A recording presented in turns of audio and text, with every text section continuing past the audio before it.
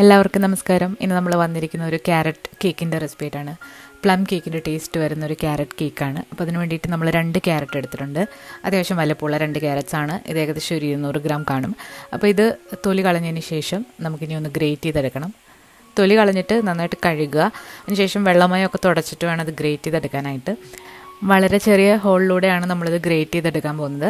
അപ്പോൾ എല്ലാം ഒന്ന് ഗ്രേറ്റ് ചെയ്തെടുക്കാം.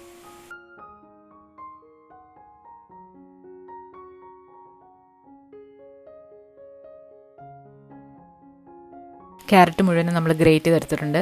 ഇതൊരു പ്ലം കേക്ക് ആയതുകൊണ്ട് തന്നെ ഇതിലേക്ക് കാരമൽ സിറപ്പ് വേണം. കാരമൽ സിറപ്പ് വീട്ടിൽ തന്നെ ഈസി ആയിട്ട് ഉണ്ടാക്കാം. അതെങ്ങനെയാണെന്ന് കഴിഞ്ഞ വീഡിയോയിൽ ഞാൻ കാണിച്ചിട്ടുണ്ട്. അപ്പോൾ അതിൻ്റെ ലിങ്ക് ഞാൻ ഡിസ്ക്രിപ്ഷൻ ബോക്സിൽ കൊടുക്കുന്നതാണ്.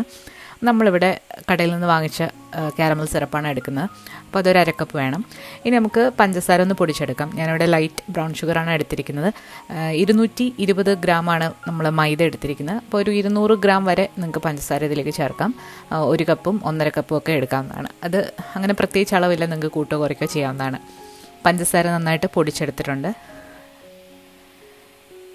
ഇനി നമുക്കിതിലേക്ക് കുറച്ച് സ്പൈസസ് ഒക്കെ വേണം. അത് നിങ്ങളുടെ ഇഷ്ടത്തിന് ചേർക്കാവുന്നതാണ്. ഞാനിവിടെ ജാതിക്ക, അതുപോലെ തന്നെ ഗ്രാമ്പു, ഏലക്ക, പിന്നെ കറുവപ്പട്ട, ഇത്രയാണ് എടുത്തിരിക്കുന്നത്.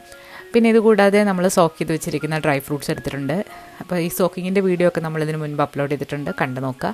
പിന്നെ ഇതിലേക്ക് എക്സ്ട്രാ ആയിട്ട് നമ്മൾ കുറച്ച് കാഷ്യൂ നട്ട്സും പിന്നെ ചെറീസും അരിഞ്ഞെടുത്തിട്ടുണ്ട്. ഇനി നമുക്ക് ആ ഒരു ഡ്രൈ ഫ്രൂട്ട്സ് ഒന്ന് മെഷർ ചെയ്തെടുക്കാം. മെഷർ ചെയ്യുമ്പോൾ നമ്മളൊന്ന് അരിച്ചിട്ടെടുക്കുക. അതിൻ്റെ ബാക്കിയുള്ള ലിക്വിഡ് നമുക്ക് കേക്കിൽ ചേർക്കാനായിട്ട് എടുക്കാം. 250 ഗ്രാം വരെ നിങ്ങൾക്ക് ഡ്രൈ ഫ്രൂട്ട്സ് എടുക്കാവുന്നതാണ്. ഇനി മൈദ നമ്മളൊരു 220 ഗ്രാമാണ് എടുക്കുന്നത്. ഒരു 1.25 കപ്പ് വരും. അപ്പോൾ ഇതിൻ്റെ മെഷർമെൻറ്റ്സ് ഒക്കെ നമ്മൾ ഡീറ്റെയിൽഡായിട്ട് പറയുന്നതാണ്. ഇതിലേക്ക് നമ്മൾ നേരത്തെ എടുത്ത് വെച്ചിരിക്കുന്ന സ്പൈസസിൽ നിന്നും ഒരു 1/4 ടീസ്പൂൺ വീതം ഇതിലേക്ക് ചേർക്കുന്നുണ്ട്. ഇനി ഇങ്ങനെ സെപ്പറേറ്റ് ആയിട്ട് നിങ്ങൾക്ക് പൊടികളില്ല എന്നുണ്ടെങ്കിൽ എല്ലാം കൂടി ചേർത്തിട്ട് മിക്സിയിലിട്ടൊന്ന് പൊടിച്ചിട്ട് ചേർത്താലും മതി. ഇതിനും അങ്ങനെ പ്രത്യേകിച്ച് അളവൊന്നുമില്ല, നിങ്ങളുടെ ഇഷ്ടാനുസരണം ചേർത്ത് കൊടുക്കാവുന്നതാണ്. അവസാനം നമ്മൾ കുറച്ച് ചുക്കുപൊടിയും കൂടെ ചേർത്ത് കൊടുക്കുന്നുണ്ട്. ഇനി ഇതിലേക്ക് നമ്മൾ ബേക്കിംഗ് പൗഡർ 1 ടീസ്പൂൺ ചേർക്കുന്നുണ്ട്. അതുപോലെ 1/8 ടീസ്പൂൺ ബേക്കിംഗ് സോഡയും പിന്നെ കുറച്ച് വാനില ഷുഗറും കൂടെ ചേർത്തിട്ട് ഒരു 1/4 ടീസ്പൂൺ ഉപ്പും കൂടെ ചേർത്ത് നന്നായിട്ടൊന്ന് മിക്സ് ചെയ്തെടുക്കുക.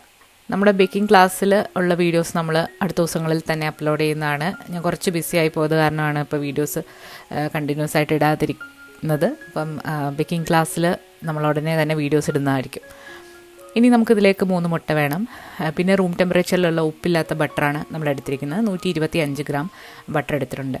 അപ്പോൾ ആദ്യം തന്നെ ഈ ബട്ടർ നന്നായിട്ടൊന്ന് സോഫ്റ്റാക്കി എടുക്കണം. ഹൈ സ്പീഡിലിട്ട് നന്നായിട്ടൊന്ന് ബീറ്റ് ചെയ്തെടുക്കാം. ബട്ടർ നന്നായിട്ട് സോഫ്റ്റായി വന്നു കഴിഞ്ഞാൽ ഇതിലേക്ക് പഞ്ചസാര കുറേശ്ശെയായിട്ട് ചേർത്ത് കൊടുക്കാം. നമ്മൾ 1.25 കപ്പ് മൈദയ്ക്ക് 1 കപ്പ് മുതൽ 1.5 കപ്പ് വരെ പഞ്ചസാര നമുക്ക് ചേർത്ത് കൊടുക്കാം. പഞ്ചസാരയും കൂടി ചേർത്ത് കൊടുത്ത് നന്നായിട്ടൊന്ന് മിക്സ് ചെയ്യുക. അതിനുശേഷം മുട്ട ഓരോന്നായിട്ട് നമുക്കിതിലേക്ക് ചേർത്ത് കൊടുക്കാം. എന്നിട്ട് ബീറ്റ് ചെയ്തെടുക്കണം. അങ്ങനെ 3 മുട്ട ഇതിലേക്ക് ചേർത്തിട്ട് നന്നായിട്ട് ബീറ്റ് ചെയ്തെടുക്കുകയാണ്. ഇതിലേക്ക് നമ്മൾ 1/2 കപ്പ് കാരമൽ സിറപ്പ് ചേർക്കുകയാണ്. കാരമൽ സിറപ്പ് ചേർക്കുമ്പോൾ മുട്ടയൊന്നും ചെറുതായിട്ട് പിരിയുന്നതായിട്ട് തോന്നും, പക്ഷേ കുഴപ്പമൊന്നുമില്ല. അത് ബേക്ക് ആയി കഴിയുമ്പോഴത്തേക്ക് കറക്റ്റ് ആയിക്കോളും. നന്നായിട്ടൊന്ന് മിക്സ് ചെയ്ത് കൊടുത്തതിന് ശേഷം ഇതിലേക്ക് നമ്മൾ നേരത്തെ അരിച്ചു വെച്ചിരിക്കുന്ന പൊടി കൂടി ചേർത്തിട്ട് ചെറിയ സ്പീഡിലിട്ടൊന്ന് ബീറ്റ് ചെയ്യുക. ഒരുപാട് ബീറ്റ് ചെയ്യേണ്ട ആവശ്യമില്ല, ചെറുതായിട്ടെല്ലാം ഒന്ന് മിക്സായി വരുന്ന വരെ മതി.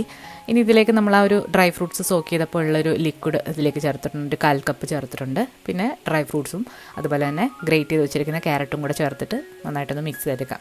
ഇതിലേക്ക് നിങ്ങൾക്ക് എക്സ്ട്രാ ആയിട്ട് കൂടുതൽ ഡേറ്റ്സ് ഒക്കെ അരിഞ്ഞിട്ട് ചേർക്കാവുന്നതാണ്. അപ്പോൾ ഒരു ക്യാരറ്റ് ഡേറ്റ്സ് കേക്കാവും.